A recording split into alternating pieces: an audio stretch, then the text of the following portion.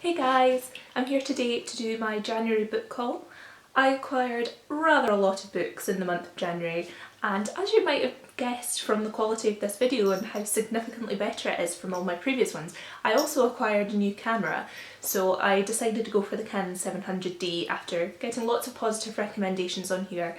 And I am absolutely loving it so far. This is my first video that I've filmed in it. I've done lots of stills so far and I'm really enjoying like the photography aspect of it, but now I'm just experimenting to see if it works well for booktubing, which I'm absolutely positive it will be because so many booktubers and other YouTubers use it.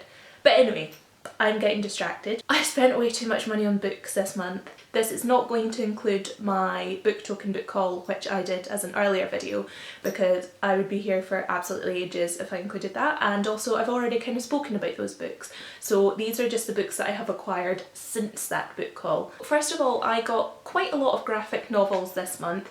I actually counted up this morning, and this morning I had 11 and I got 12 because I've just been out book shopping again and got another one. But I was counting my graphic novels this morning and I realised out of the 11 I owned at that time, 8 of them had been bought this month, so you could say that I've gone a bit overboard. I discovered a really nice graphic novel and comic shop that's really close to my university. It's called Deadhead Comics. I've walked past it numerous times but I've never really been in before because it looked very kind of comic book geeky den from the outside. It didn't necessarily look like it'd be a place to pick up sort of quality graphic novels and the kind of things that I like. But on a whim I just went in and I was so pleasantly surprised. Like, it was the nicest place ever. The guy who owns the shop was on the till and I was the only customer in, so as soon as I walked in he like offered me a cup of tea, he like gave me loads of recommendations. He was like, oh, if you want to look at anything just take everything out of its cellophane, just sit down on the sofa, I'll make you a cup of tea. And basically it was amazing, and what was meant to be a quick browse turned into me buying 4 books from him. So the first one that I got was Ghost World by Daniel Close, I think that's how you say it.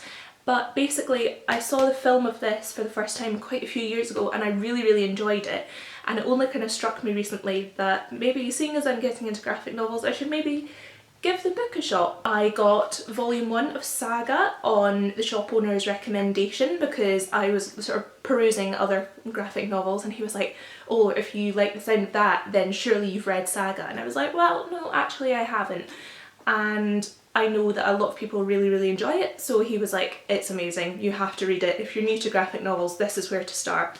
So I thought, why not give it a go? I also got volume 1 of Chew, which kind of sounds like it's going to be like a crime graphic novel version of The Particular Sadness of Lemon Cake, which sounds like the weirdest combination ever, but it's just immediately what I thought when I read the back. Basically it's about a detective who can sort of taste things in food, well obviously. He gets psychic impressions from whatever he eats, so he can just sort of solve crimes and everything using this skill that he's got. But sometimes of course that means he needs to eat flesh, so he has to sort of overcome that barrier before really sort of making them, you know, using his gift to its full potential. And thirdly, I got volume 1 of The Wicked and the Divine, which is by Gillian McKelvey and Wilson Cowles. It was actually this I was looking at when the guy recommended Saga, so I think they might be quite similar in tone. It says, every 90 years 12 gods return as young people. They are loved, they are hated. In 2 years they're all dead. It's happening now, it's happening again. So I think that sounds very intriguing. I also went to Glasgow on the weekend a couple of weeks ago, and I was supposed to not buy books. I was on a book buying ban when I was there, and I was actually through to see a gig, but I ended up getting distracted in Waterstones and missing the gig completely and buying 4 books. So, you know, I broke my goals on all accounts. I got volume 1 of Morning Glories, which I have already read. I read it a few days ago and it is absolutely brilliant. I cannot wait to read the rest of the series.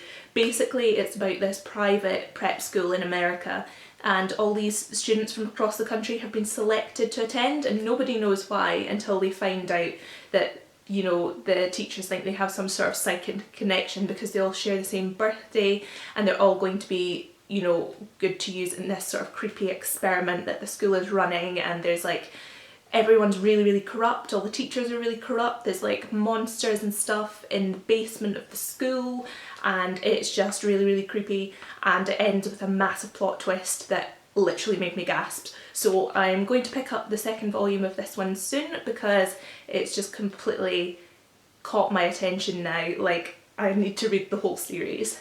As I said in one of my earlier videos, it's also one of my reading resolutions to read at least one poetry collection a month. So when I was in Glasgow, I picked up 3 poetry collections. The first of these is The Ivy Hides the Fig Ripe Duchess by Ellie Evans, which I hadn't heard of, but I decided to give it a go. I think it could be quite an interesting starting point. It sounds like it's going to be quite kind of fairy tale-esque, so that sounds like my kind of thing. I also got The Book of Longing by Leonard Cohen. I've never read any of Leonard Cohen's poetry before, but I do enjoy his music, so I thought it would be interesting to see another side of his creativity. And looking through it, it's like full of it's got drawings and it's got some poems that are kind of laid out in an interesting way, like it's not he doesn't seem to write very linear poetry, so I think this could be really interesting for seeing sort of different styles, how poetry can be laid out. When I was in high school, we did a workshop in our art class for concrete poetry, which is kind of, it's not necessarily poetry, but it's when words are shaped into things that kind of reflect the meaning of the word. So I think that's kind of what it reminded me of when I was flicking through it, so I think it should be interesting on that front because I really enjoyed doing that myself. I also picked up the poetry collection Brand New Ancients by Kate Tempest because I know that Jen really likes Kate Tempest and I just kind of trust her opinion, especially when it comes to poetry because I'm not very well versed in poetry.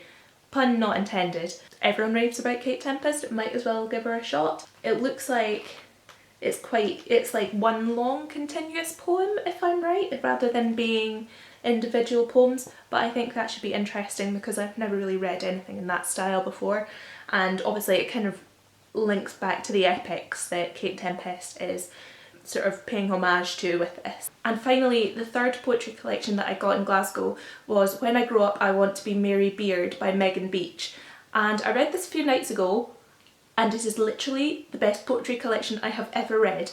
All my raving about the Hallelujah for 50-Foot Women I did in a couple of videos ago, this is even better. Like, I would literally recommend this to everyone. I'm so blown away. The scary thing is, Megan Beach is like basically the same age as me. She wrote this in, I want to say 2013, when she was still a student at KCL, but she's now graduated. I think she's about 22 now, and I think she's doing a PhD at Cambridge, if I remember correctly. It's really, really feminist, really political, deals with a lot of sort of the disillusionment of being a young woman in their 20s in Britain today, and it's just really, really, really beautiful. I was going to try and choose a poem to read out, but there's so many that I love that I think it's so difficult to narrow it down. There was a couple. The title poem, When I Grow Up I Want to Be Mary Beard, is really, really good.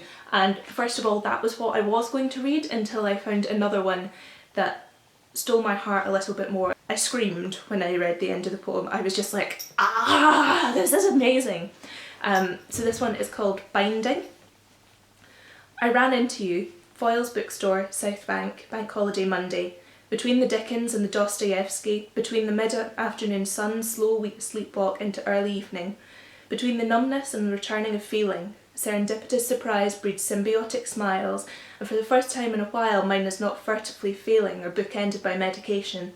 Yet I have left a trail of tears, a tempestuous Thames trickling down London lanes, and lines down face like blotted pages on your shoulder, on Covent Garden concrete, on Bakerloo line platforms heading on opposite destinations, through after-parties in South Bank centre basements, in conversations by industrial metal bins, Kingsway, bus wait shivering, frightened, fragile and failing.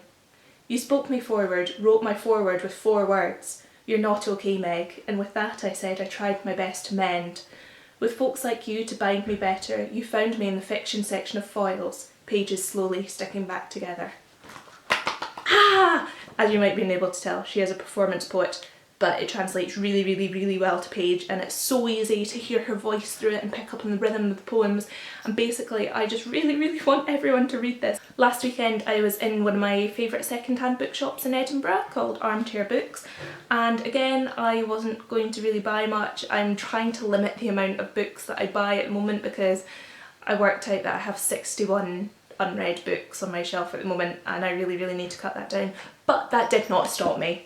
So from Armchair Books I got a very short introduction to witchcraft because they had lots of these very short introductions for £3.80 each, and most of them sounded quite boring, but I thought, witchcraft, hey, that sounds interesting. I'm trying to inject more non-fiction into my reading, so I thought these very short introductions are probably a really good place to start because it means I can explore lots of different things and see sort of what captures my interest, things that I might not necessarily have considered before. I also got Silver Linings Playbook by Matthew Quick, which was on my Christmas list but I didn't get it, and I specifically wanted, I can't remember what edition it is, but it's basically yellow and it's got an eagle on the front.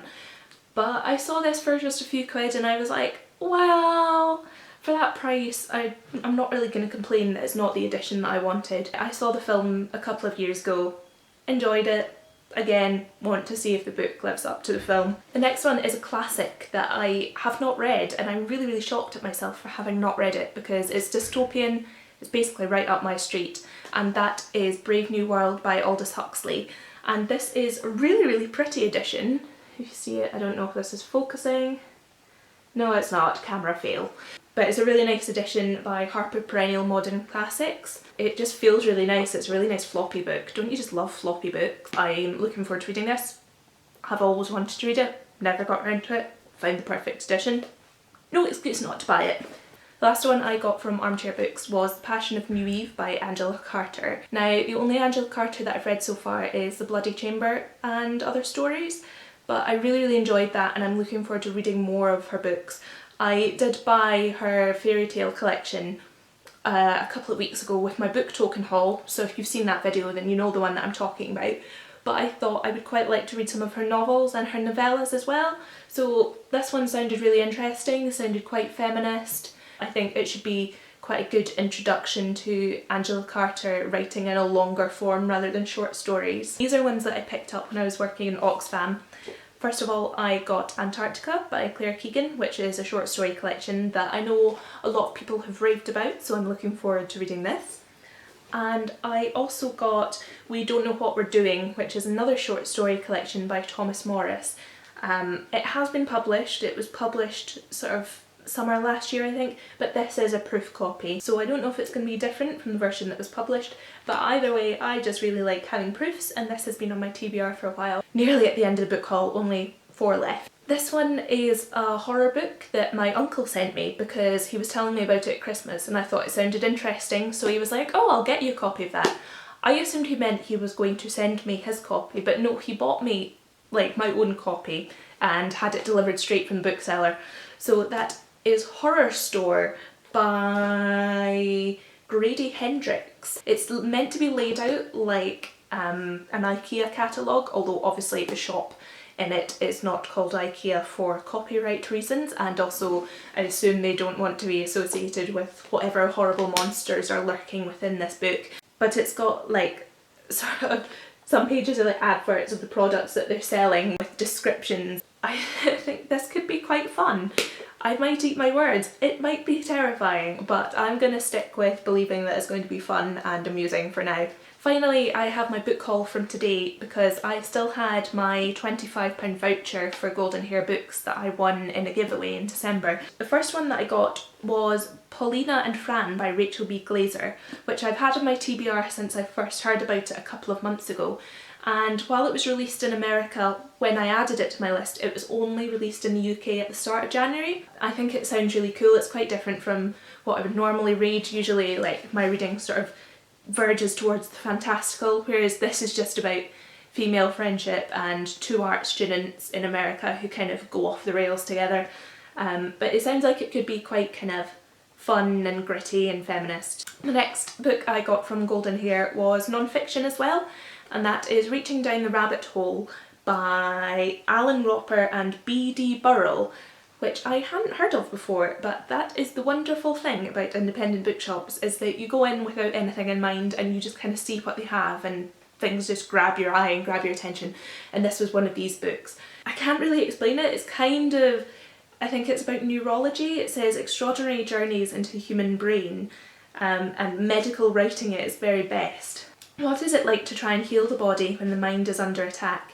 In this gripping and illuminating book, a leading neurologist reveals some of the astonishing ways in which a damaged brain can radically alter our lives.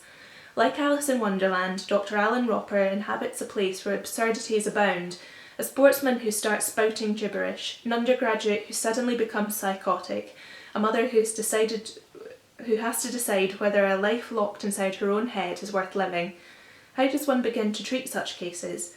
Dr. Ropper answers this question by taking the reader into a world where lives and minds hang in the balance. So that sounds like the kind of thing I'm interested in. As I say, I'm aiming for more non-fiction, and I'm so interested in psychology and neurology, and the fact that it's related to Alice in Wonderland just gets a big thumbs up from me. Finally, I have another graphic novel that I got from Armchair Books, which unfortunately is a bit bent because it got squished in my bag, but that is Long Red Hair by Megs Fitzgerald, which is a graphic memoir. It's really, really beautiful inside. It's all these kind of, you know, pencil artwork. I think it's about witchcraft and a teenage girl who gets involved with witchcraft. It says, Megs Fitzgerald paints a lively childhood full of sleepovers, amateur fortune-telling and watching scary movies. Yet Fitzgerald suspects that she is unlike her friends. She intimately takes us from her first kiss to a life sworn-off romance. Long Red Hair alluringly delves into the mystique of sorcery and sisterhood. So I think that sounds super cool, and I had never heard of it before, so thank you Armchair Books for it yet again, showing me some wonderful new literature. So yeah, that has been the remainder of my January book haul. I don't even want to think about how many books I've bought this month. I would say it's probably around 30, I haven't added it up. But in future I am definitely going to try and cut it down, because not only is my bank balance suffering, I really need just to get on and read the books that I already own. So hopefully my February book haul should be slightly smaller, but let me know if you're interested in any of these books or anything interesting that you've picked up this month. And I will see you in my next video. Bye!